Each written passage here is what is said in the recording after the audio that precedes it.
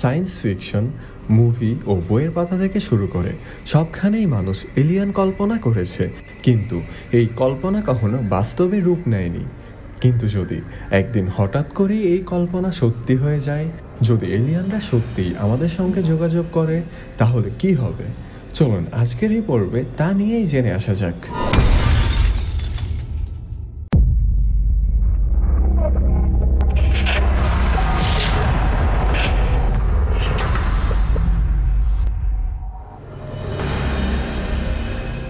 এখন অনেকের মনে প্রশ্ন জাগতেই পারে, আমরা কি তাদের কথা বুঝতে পারবো? মানব সভ্যতার ইতিহাসে এটি হবে সবচেয়ে বড় ঘটনা। এটি আমাদের ধারণা, বিশ্বাস ও জীবনযাত্রাকে সম্পূর্ণরূপে বদলে দিতে পারে। আমরা প্রায় ৮০ বছর ধরে মহাকাশে রেডিও সংকেত পাঠিয়ে চলেছি। আগে আমরা AM ও FM এর মতো অ্যানালগ সংকেত ব্যবহার করতাম। এখন আমরা ডিজিটাল সংকেত ব্যবহার করি।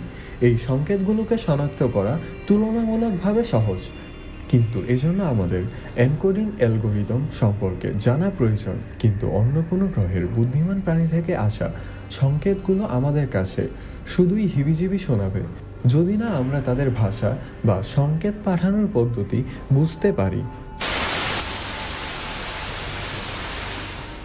আবার তোমার মনে এই প্রশ্নও জাগতে পারে, এলিয়ান চেনা যাবে? এটি কেবল একটি কল্পনা নয়। বিজ্ঞানীরা এই প্রশ্নের উত্তর খুঁজতে বারবারই চেষ্টা করে যাচ্ছেন।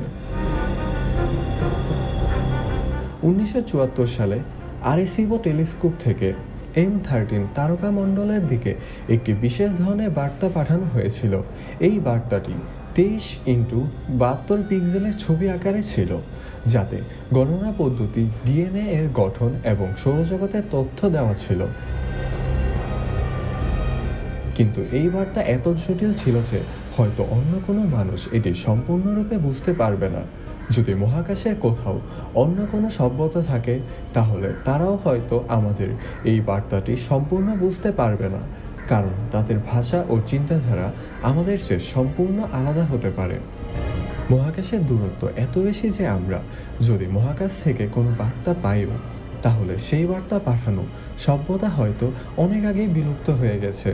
বিজ্ঞানীদের মতে কোনো সভ্যতা যদি 1,00,000 বছরের বেশি না টেকে, তাহলে আমাদের তাদের কাছ থেকে বার্তা পাওয়ার সম্ভাবনা খুবই কম, অর্থাৎ আমরা হয়তো তাদের উত্তর দিতে পারবো না। সর্বোপরি এলিয়ানদের সঙ্গে যোগাযোগ মানব সভ্যতার জন্য একটি অজানা অধ্যায় শুরু হবে। আমরা কিভাবে এই অধ্যায়টি লিখব তা সম্পূর্ণরূপে আমাদের নিজেদের উপর নির্ভর করবে। আজকের এই পর্বটি এ পর্যন্তই। এরকম নতুন অজানা সব তথ্য জানতে চাইলে আমাদের চ্যানেলটির পাশে থাকুন।